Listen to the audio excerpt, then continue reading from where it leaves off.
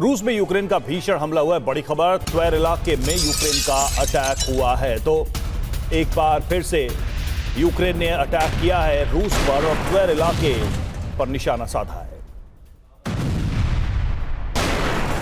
तो हमले की तस्वीरें आप देख रहे हैं। जिस जगह पर यह अटैक किया गया है यूक्रेन की तरफ से, त्वेर इलाका और वहां के रिहायशी इलाकों पर यह हमला यूक्रेन की तरफ से किया गया है।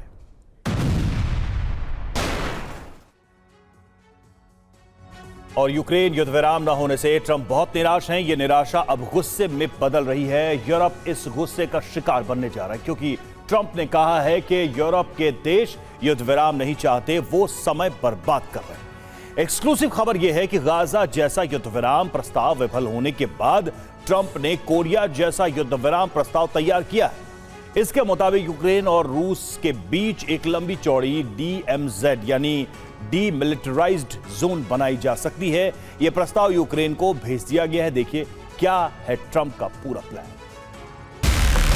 ट्रंप और उनकी टीम ने 2 दिसंबर को ज़ेलेंस्की से फोन पर चर्चा की।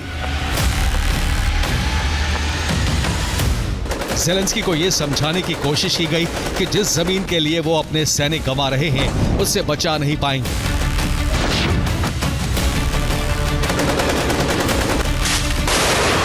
स्टीव विटकॉफ ने ज़ेलेंस्की पर दबाव बनाया कि अपने लोगों को गंवाने से बेहतर है जमीन रूस को सौंपकर समझौता करना।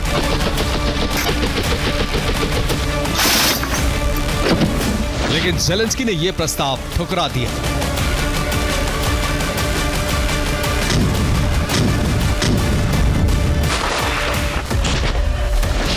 ज़ेलेंस्की पर अमेरिका का पूरा दबाव है कि वो सरेंडर करें, लेकिन यूरोप के देश ऐसा नहीं चाहते हैं।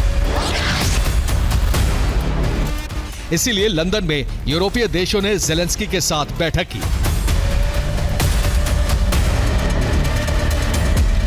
यूरोप के इस रुख पर ट्रंप भड़के हुए हैं और कह चुके हैं कि यूरोप पतन की तरफ तेजी से बढ़ रहा है। यूरोप को साइडलाइन करने के इरादे से ट्रंप एक नया शांति प्रस्ताव तैयार करके कीव को भेज चुके हैं।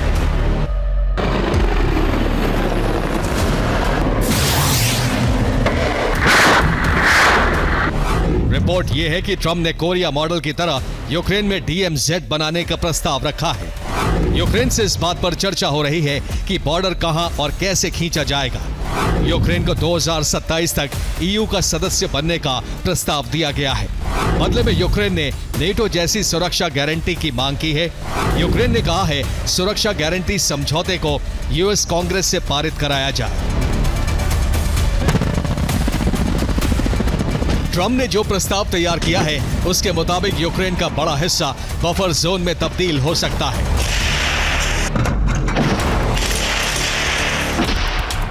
जहां जहां अभी जंग जारी है उस इलाके को बफर जोन में बदला जा सकता है।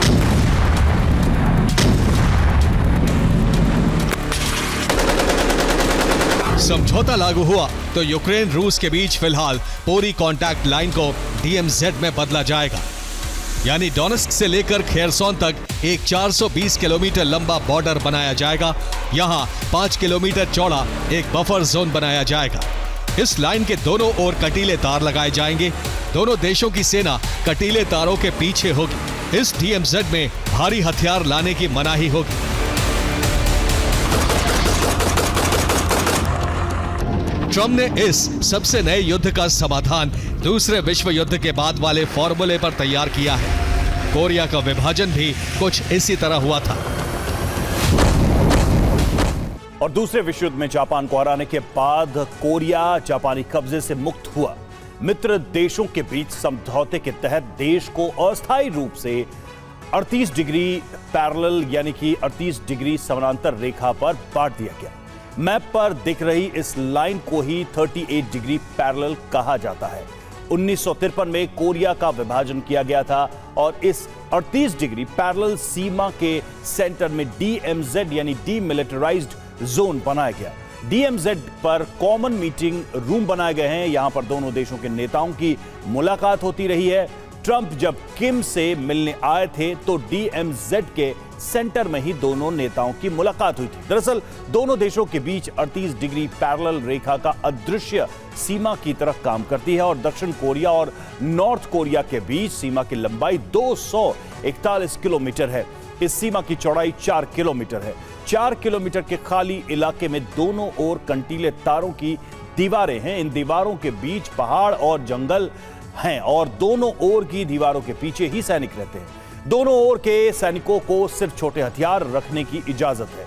यहां तैनात किए गए सैनिक उल्टी बंदूकें टांगते हैं।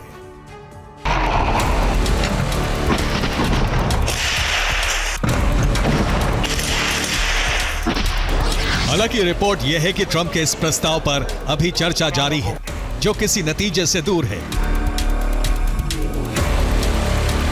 यूक्रेन ने सिक्योरिटी गारंटी और हर्जाने की भी मांग रखी है।